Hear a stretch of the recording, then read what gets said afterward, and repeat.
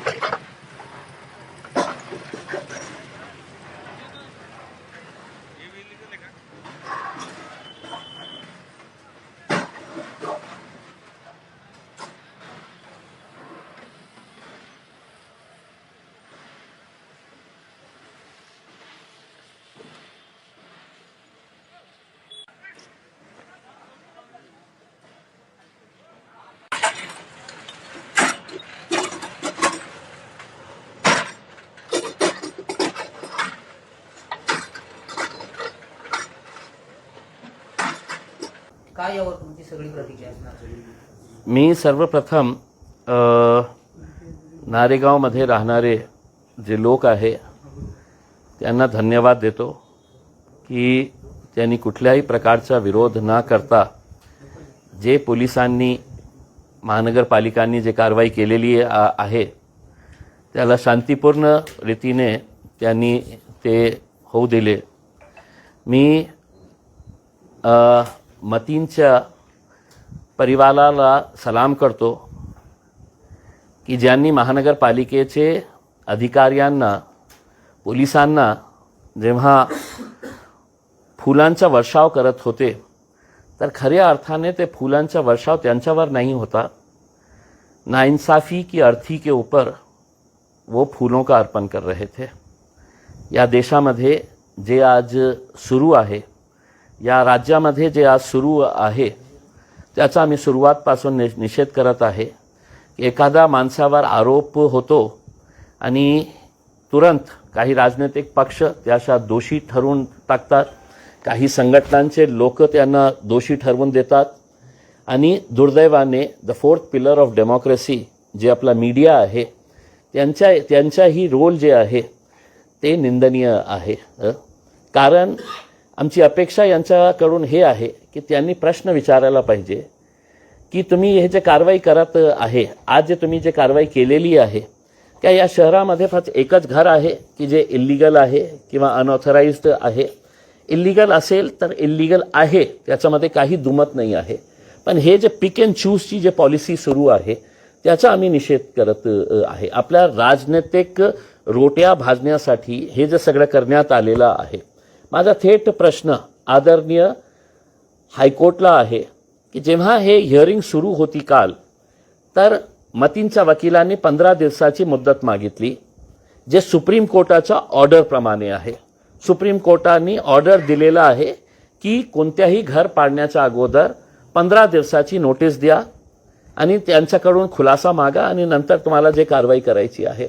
महानगरपालिकाचे जे वकील होते, सरकारी वकील जे होते, त्यांना हे मान्य नाही होतं आणि मग त्यांनी ओपन कोर्टमध्ये सांगितलं की आम्ही 7 दिवसाची हे टाइम पिरियड देतो।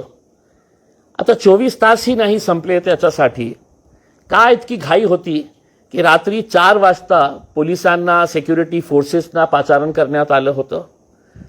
5:30-6 वाजता अर्ली इन द मॉर्निंग हे सगळं सुरू हे घर पाडण्याची प्रक्रिया. काय नॅशनल सिक्युरिटी होती, काय नॅशनल थ्रेट होता की नाही आपल्याला आजच्या आज 24 तासाच्या आत हे पाडायचं आहे. मग महानगरपालिकामध्ये काही नियम आहे का नाही आहे. जेव्हा मतींच्या घरावर दुपारी 12 वाजता नोटीस लावण्यात आली की 24 तासाचा समय तुम्हाला देण्यात येत आहे, तुम्ही तुमचे पेपर्स सादर करा, तुम्ही तुमचा खुलासा द्या. मग काही तासानंतरही तुम्ही 24 तासही होऊ दिले नाही आणि त्याच्यावर कारवाई केलेली आहे. आम्ही स्वतः जाऊन मी त्यांच्या परिवाराला भेटलं, त्या एरियातले सगळे लोकांना भेटलं आणि मी त्यांना एकच गोष्ट सांगितलं की मतींवर आरोप सिद्ध झालेले नाही आहे. कोण सिद्ध करणार हे? हे काही राजनैतिक पक्षाचे नेते नाही करणार, काही संघटनांचे नेते नाही करणार, मीडिया नाही करणार. दुर्दैवाने हे तिघं मिळून कलेक्टिव्हली एका माणसावर आरोप होतो आणि त्याच्यावर इमिजिएट तुरंत त्याला दोषी ठरवण्याचा जे प्रकार सुरू आहे त्याचा आम्ही निषेध करतो. म्हणून आम्ही त्यांच्या परिवाराला जेव्हा भेटलं तर आम्ही त्यांना एकच गोष्ट सांगितलं की आपको घबराने की जरूरत नाही है. मतीनं काही चूक केली असेल तर एका इंडिव्हिज्युअलनी केलेली आहे. त्या घरामध्ये राहणारा त्याचा वयोवृद्ध आई, त्याचा वयोवृद्ध पिता आजारी आहे, लहान मुलं, त्याची बायको, त्यांचा काय दोष आहे. आणि जेव्हा मी हे बोलतो तर मी एकटं असं बोलतो असं नाही आहे. हे माझ्या हातात जे आहे सुप्रीम कोर्टाचे चीफ जस्टिस RS गवई 2024चं जजमेंट आहे. जेव्हा हायकोर्ट सुप्रीम कोर्टांनी उत्तर प्रदेशमध्ये जे कल्चर सुरू होता JCB लावून घडे पाडण्याचा, काही निर्णय येण्याच्या अगोदरच कुणाच्यावर आरोप झाला की JCB घेऊन जायचं आणि त्याचं घर पाडायचं. मग जस्टिस गवाईने आपल्या या जजमेंटमध्ये, हे जजमेंट आहे writ petition criminal number 162 of 2022, writ petition civil number 328 of 2022, त्याचं जजमेंट 2024ला RS गवई चीफ जस्टिस यांनी जेव्हा दिलं तर त्यांनी या जजमेंटची सुरुवात एका कविताच्या ओळीने केली. ते कविता प्रदीप ने लिहिलेली आहे. त्याच्या 4 ओळी मी आपल्याला, त्याच्या जजमेंटची सुरुवात त्यांनी असं केले होते. अपना घर हो, अपना आंगन हो, इस ख्वाब में हर कोई जीता है, इंसान के दिल की ये चाहत है कि एक घर का सपना कभी न छूटे. आणि त्याच्यानंतर त्यांनी जे 2 पॅराग्राफ लिहिलेले आहे ते या देशामध्ये राहणारे ते हायकोर्टाचे जजेसलाही हे मान्य आहे का नाही आहे, लोअर कोर्टच्या जजेसलाही मान्य आहे का नाही आहे, ॲडमिनिस्ट्रेशन आणि पोलिसलाही मान्य आहे का नाही आहे. जेव्हा त्यांनी हे लिहिले, it is a dream of every person, every family to have a shelter above their heads. A house is an embodiment of the collective hopes of a family or individual's stability and security.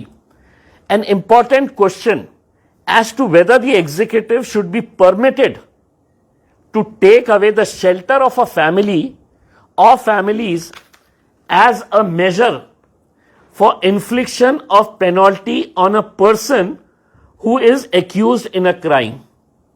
याचा अर्थ काय आहे की supreme कोर्टाने हे प्रश्न विचारलेला आहे की आपण प्रशासनाला, सरकारला हे अधिकार देऊ शकतं का की एका माणसावर फक्त आरोप झाले आणि त्याचा पूर्ण फॅमिलीला किंवा फॅमिलीजला त्या घरातून आपण बाहेर काढून त्या घर पाडण्याची परवानगी देऊ शकतं का आपण. हे सुप्रीम कोर्टाचे चीफ जस्टिस RS गवई जेव्हा हे प्रकरण कोर्टामध्ये गेलं होतं तर हायकोर्टाला हे माहीत नाही आहे का की सुप्रीम कोर्टाने हे निर्णय दिलेला आहे आणि इतकं क्लिअर ऑब्झर्वेशन्स आहे त्याच्यामध्ये. मग हे या राज्यामध्ये काय गुंडाराज सुरू आहे का? आहे गुंडाराज सुरू. कोणीतरी पालकमंत्री बसतो, कोणीतरी नेता जाऊन मागणी करतो, कोणीतरी हे म्हणतो की आम्ही JCB ला स्वतः घेऊन जाऊन हे पाडू करके. हे गुंडाराज नाही आहे तर काय आहे? तिथे काय विरोध केलं नसतं का लोकांनी? मी नाही गेलो असतं रात्री 2 वाजता तर लोक विरोध करणार होते. मी त्यांना एकच गोष्ट सांगितली होती की तुमचं घर पाडण्यासाठी ते येत आहे, ते घर पुन्हा बांधण्याची जबाबदारी आम्ही घेणार. ते घर आम्ही बांधून देणार. आणि आम्ही म्हणजे या देशामध्ये जे आज ये गुंडा राजपासून जे लोक त्रस्त झालेले आहे, हैराण झालेले आहे, हे सगळ्यांची जबाबदारी आहे. लोकांनी कॉन्ट्रीब्यूट करेल, आम्ही कॉन्ट्रीब्यूट करणार, आम्ही स्वतः कॉन्ट्रीब्यूट करणार आहे. ज्यांच्याकडे 10 रुपये आहे तर 10 रुपये कॉन्ट्रीब्यूट करतील. कारण सरकारला आम्हाला एक मेसेज द्यायचा आहे की तुम्ही या गुंडागर्दी करून एक घर पाडू शकता. घर बांधण्याची ताकद, हिंमत आमच्यामध्ये आहे. आणि ज्या माणसाचा तुम्ही घर पाडलेले आहे ते आत्तापर्यंत त्याला दोषी ठरवण्यात आलेला नाही आहे. दुर्दैवाने कोणी दोषी ठरवलेले आहे आपल्यालाही माहीत आहे आणि आपण सुद्धा याच्यामध्ये दोषी आहे. या देशामध्ये जे काही चाललेलं आहे याच्यामध्ये आपलाही सहभाग इतकंच मोठा आहे. या देशातल्या मीडियाला जे आज त्यांना प्रश्न विचारत नाही आहे, का तुमची हिंमत झाली नाही आहे की म्युन्सिपल कमिशनरला प्रश्न विचारण्याची, की हे माणसाचं घर तुम्ही काय एकटं आहे, एक घर आहे या शहरामध्ये, 40% इलिगल कन्स्ट्रक्शन्स, त्याच्यामध्ये अनेक किती असे घरं आहे जे भारतीय जनता पार्टीचे निवडून आलेले कॉर्पोरेटर्सचे आहे. हे डॉक्युमेंट्स आहे आमच्याकडे. आज जाणार आम्ही महानगरपालिकेच्या आयुक्तांना हे दाखवणार आहे की तुम्ही लिहिलेले आहे या डॉक्युमेंटमध्ये की हे इलिगल कन्स्ट्रक्शन आहे, त्या कॉर्पोरेटरची सदस्यता रद्द करा, हे तुम्ही लिहिलेले आहे. मार्चचा ऑर्डर आहे तुमचा, मग का करण्यात येत नाही याच्यावर कारवाई? की फक्त तुमची सरकार आहे? मग या देशामध्ये, या राज्यामध्ये 2 कायदे आहे की इम्तियाज जलीलसाठी वेगळा कायदा आहे आणि ह्या भारतीय जनता पार्टीचे किंवा शिवसेनेचे लोकांसाठी वेगळा कायदा आहे. असं होऊ शकत नाही. पण तुमच्यामध्ये हिंमत नसेल तर आमच्यामध्ये हिंमत आहे, आम्ही जाऊन हे प्रश्न विचारणार आहे. तुम्ही या सगळ्या पाऊल उचलणार आहात का? कारण सातत्यानं तुमच्यावर आणि तुमच्या पक्षावर टीका होताना पाहिलं. कोण करतो? संजय शिरसाट यांनी कोण आहे ते? कोण आहे ते? पालकमंत्री आहे ना. कशा प्रकारे चोरी केली होती त्यांनी, कशा प्रकारे लुटून खाल्लं होतं. पुराव्यासहित अँटी करप्शनचे डायरेक्टर जनरलला मी भेटलो होतो, पुराव्यासहित. CBIला सगळे पुरावे दिले होते. कसले पुरावे? वेट्स हॉटेलची पैसे कुठून आणले होते, कशा प्रकारचे सगळे नियम धाब्यावर ठेवून आपल्या मुलाच्या नावावर एक हॉटेल तुम्ही कशा प्रकारे बळकावली होती. दलित समाजाचे, आपण दलित समाजाचे आहे, SC समाजातले आहे, 364 दिन नाही, मी हिंदू आहे, 1 दिवसासाठी मी SC होणार आहे. मग आपल्या समाजातले गोरगरीब लोकांची वर्ग 2ची जमीन कशा प्रकारे आपल्या मुलाच्या नावावर बळकावून घेतली होती या माणसाने. शेंद्रामध्ये जे रिझर्व्ड MIDCचा प्लॉट होता ट्रक टर्मिनससाठी, सगळे नियम धाब्यावर ठेवून आपल्या पदाचा गैरवापर करून कशा प्रकारे ते रिझर्वेशन काढून ते जमीन पुन्हा आपल्या मुलाच्या नावावर करून घेतली होती. हे जे राग होतं ना, डिस्ट्रिक्ट कोर्टच्या समोर कोट्यवधींची रुपयांची जमीन जे आहे, आज जिथे काम सुरू आहे, कोट्यवधी रुपयांची जमीन आहे. किती पैशामध्ये घेतली बघा. सगळे पुरावे दिले होते. राग होता त्यांचा, राग आहे त्यांचा माझ्यावर की मी तर या शहराचा हिटलर आहे. पोलीस माझ्या समोर उभे राहती हात जोडून, प्रशासन माझ्या समोर उभे राहतं आणि हे इम्तियाज जलील कोण आहे. म्हणून ते राग जे आहे त्यांना असं वाटतं की अब आया ऊंट पहाड़ के नीचे, अब इसको रगड़ दो करके. शिरसाट साहेब, मी घाबरणारा माणूस नाही आहे, मी लढणारा माणूस आहे. आणि तुमच्यामध्ये जितकी ताकद आहे तुम्ही लावा. मी पोलिसांना, प्रशासनाला, तुम्ही काही कोर्ट नाही आहे, तुम्ही काही पोलीस नाही आहे. मला माहीत आहे तुम्ही पोलिसांवर दबाव टाकेल, तुमची सरकार आहे, तुमची हुकूमत आहे, पण मी पोलिसांना सहकार्य करेल. आणि तुमच्या बोलण्याप्रमाणे आता तुमच्यावर जबाबदारी आहे. तुम्ही जे माझ्यावर जे आरोप केलेले आहे की हे माझी नातेवाईक होती, आता तुम्हाला सिद्ध करावं लागणार आहे.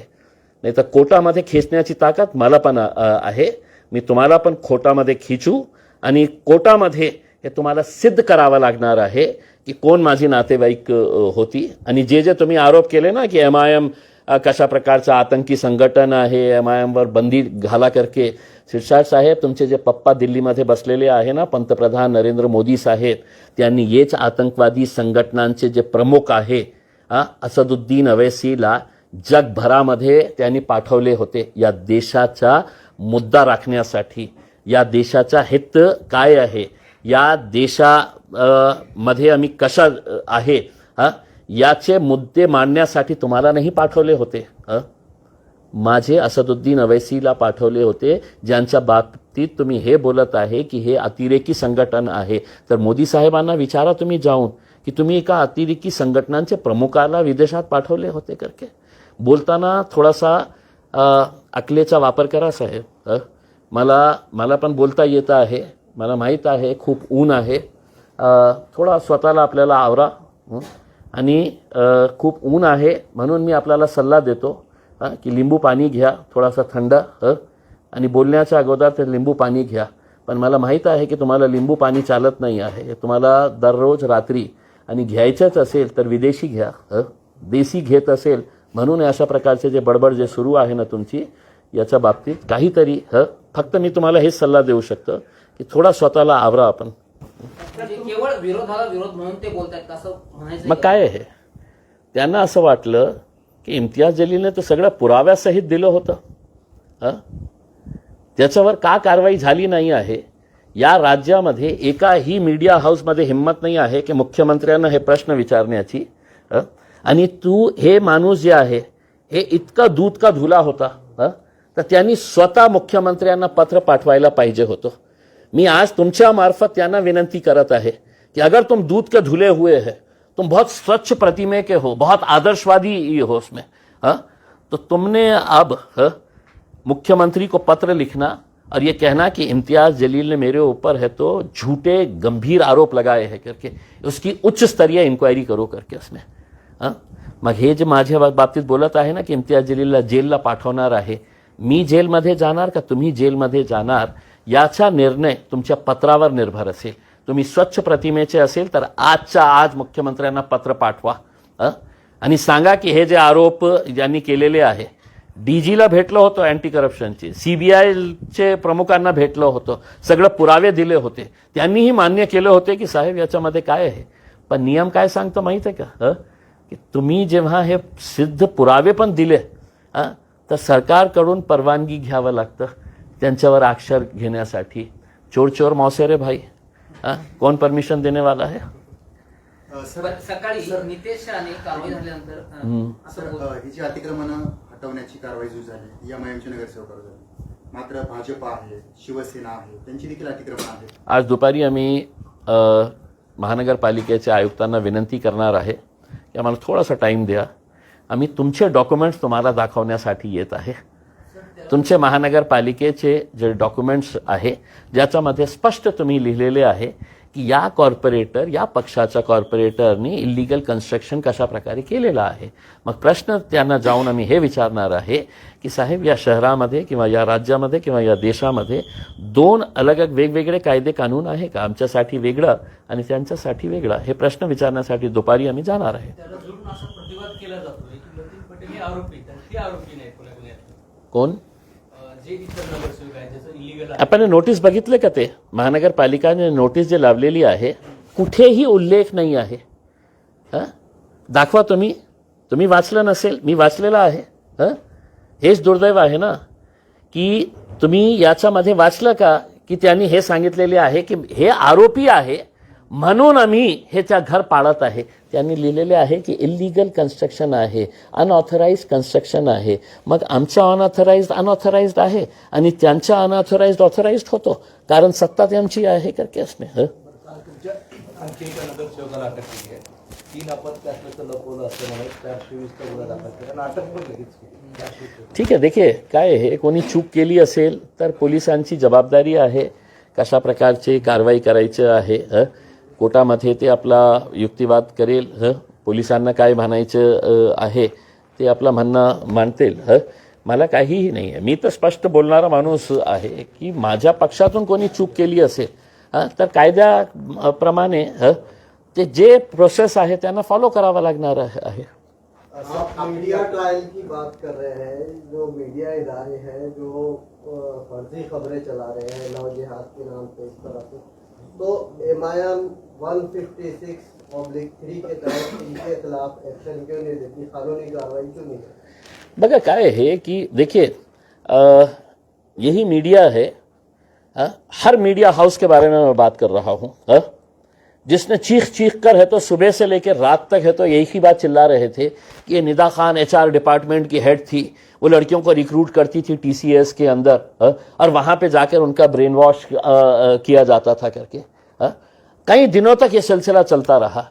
फिर TCS ने है तो एक स्टेटमेंट इशू किया और उसने कहा कि वो टेलीकॉलर है करके, जो समूह से ऐसे टेलीकॉलर्स IT कंपनीज के अंदर होते हैं, वो टेलीकॉलर है, उसका HR डिपार्टमेंट से कोई लेना देना नहीं है करके उसमें। तो मेरा ये है कि कभी ना कभी अपने आप को भी आईने में देखना पड़ेगा ना मीडिया को, कि हम क्या कर रहे हैं करके उसमें, और हम कितनों के पीछे भागेंगे। ये जो ट्रायल बाय मीडिया जो हो रहा है इस देश के अंदर, ये देश के लिए बहुत घातक इसलिए हम कह रहे हैं कि मीडिया का रोल जो है वो एक 4th पिलर ऑफ डेमोक्रेसी है। लोकशाही के जो 4 स्तंभ है उसमें से एक मीडिया का है। लेकिन अगर मीडिया ही एक एजेंडा के तहत अगर काम करना शुरू कर दे कि साहब इसको आरोपी हो गया है, अब वो नेता बोल रहा है कि इन्हें दोषी है, तो चलो दिन भर है तो दोषी उसको बना के है तो उसको बिल्कुल कटघरे के अंदर खड़े कर दे और उसको फांसी पे चढ़ा दे। लेकिन संजय सिरसाट बोल रहे हैं कि इम्तियाज जलील के बहुत करीबी रिश्तेदार हैं। मैं तो चाहूंगा साहब कि देखिए आरोप करने के लिए आपकी भी जांच होनी चाहिए ऐसी मांग कर। देखिए मैं अगर ये कहूंगा कि संजय सिरसाट का ठेठ संबंध जो है अशोक खरात से है, संजय सिरसाट का रिश्ता जो है वो अशोक खरात के साथ है, अगर मैं ये कहूंगा तो मुझे सिद्ध करना पड़ेगा उसमें। तो अब आपने कहा है कि ये बच्ची मेरी रिश्तेदार है करके उसमें, तो आपको सिद्ध करना पड़ेगा। नहीं वही महाशय ने करा, आप चिंता ना करें उसमें, वो उन्हीं को मैं ये कह रहा हूं। देखिए देश के अंदर हर मोदी नाम का आदमी नरेंद्र मोदी का रिश्तेदार अगर हो सकता है, तो मुझे ये बताइएगा कि नीरव मोदी और नरेंद्र मोदी का रिश्तेदार भाई है? गोडसे परिवार जितने भी है इस देश के अंदर, क्या नथुराम गोडसे के रिश्तेदार है? मुझे बताइएगा उसमें। अशोक खरात, इतनी तड़प मैंने ये महाशय की, संजय सिरसाट साहब की अशोक खरात के मामले के अंदर नहीं देखी है। उसमें हर 3 घंटे को मीडिया को बुला के बस इम्तियाज जलील को अरेस्ट होना। सिरसाट साहब, ना तुम अदालत है ना तुम पुलिस है, ठीक है, तो मंत्री है उसके अंदर जो 1 आध महीने के अंदर जाने वाले हैं घर को। तो बस आपकी ख्वाहिश ये है कि मैंने जेल के अंदर चले जाना चाहिए। इस देश के अंदर है तो आपकी ख्वाहिशों के हिसाब से नहीं चलेगा। ठीक है, आपकी हुकूमत है, आप दबाव डालेंगे, आप मीडिया को बुला के चीख कर कहेंगे, देखा जाएगा उसके अंदर। हम पुलिस के साथ जाएंगे, कॉपरेट करेंगे, अदालत जाएंगे। तुमची आता भूमिका काय असणार आहे? कारण तुमच्यावर आरोप होत आहेत, नंतर तुम्हाला टार्गेट केलं जात आहे, शीर्षक तुमच्यावर आरोप करताय, तुमची काय भूमिका असेल? पोलिसांनी माझ्यावर आरोप केले का? इन्व्हेस्टिगेशन कोण करत आहे? त्यांनी माझ्या बाबतीत काही बोललं का? मला हेच बोलायचं आहे की संजय सिरसाट ना तर न्यायालय आहे ना पोलीस आहे। त्यांची फक्त एकच इच्छा आहे की मी ज्या प्रकारे त्यांच्यावर आरोप केलं होतं ते फक्त आरोप नाही होते, असे फाईल्स होते, मोठे मोठे डॉक्युमेंट्स होते, त्या डॉक्युमेंट्सला तुम्ही चॅलेंज केलं का? नाही केलं ना तुम्ही। आणि आज तुम्ही जेव्हा माझ्यावर आरोप करत आहे, मी काडी मात्र तुमच्या आरोपाला महत्त्व देत नाही आहे। आरोपाला काय, तुम्हाला मी महत्त्व देत नाही आहे, तुमच्या आरोपाला तर सोडा। तुम्ही पालकमंत्री असेल, पण माझ्या पालकमंत्रीची एक जे भावना होती, एक हे होतं, स्वप्न होतं की माझ्या शहराचा जे पालक असायला पाहिजे। असे चोर भामटे लोक माझ्या शहरातले पालकमंत्री असेल तर मला असं वाटत नाही आहे की त्यांना काही मला इज्जत देण्याची आवश्यकता आहे करके उसमें। तुम्हाला शब्द असं वाटेल की तुम्ही पालकमंत्र्यांना अशा हे शब्द वापरत आहे। ज्या माणसाची जितकी लायकी असतं तितकंच त्याला मिळतं। मी दुसऱ्या कोणाच्या बाबतीत बोलत आहे का? नाही बोलत आहे ना उसमें। मी तर या राज्याच्या मुख्यमंत्र्यांचा आदर करतो, देवेंद्र फडणवीस साहेबांचा, चांगले मुख्यमंत्री आहे। मी दुसऱ्या पक्षांच्या नेत्यांचा आदर करतो, मी उद्धव साहेबांना लाईक करतो। पण अशा प्रकारचे हे जे लोक आहे त्यांना संधी मिळालेली आहे पैसा कमवण्यासाठी, सेवा करण्यासाठी नाही मिळालेली आहे. सर, तुम्ही आयुक्तांची भेट घेणार आहात. अतिक्रमण असणाऱ्या नेत्यांची यादीच तुम्ही त्यांना देणार आहात. तर ते किती नावं आहेत, कुणाची नावं आहेत सांगू शकाल? मी आपल्याला ही विनंती करणार, तुम्ही का सोडणार आम्हाला उसके अंदर? आम्ही जेव्हा जाईल तर तुम्ही पण या आणि तुमच्या समोरच फक्त तुमच्यामध्ये हिंमत जुटवा त्यांना प्रश्न विचारण्याची, की जे कारवाई तुम्ही मतींच्या बाबतीत केलेली आहे तीच कारवाई तुम्ही भारतीय जनता पार्टी किंवा शिवसेनेचे जे पदाधिकारी आहे त्यांच्यावर करणार का आहे करके? आज की कार्रवाई पे क्या पहली अब हो गया ना रे, कितनी भाषाओं में मेरे से बलता लगाते हैं उसके अंदर तेलुगु, कन्नड़ा सब ले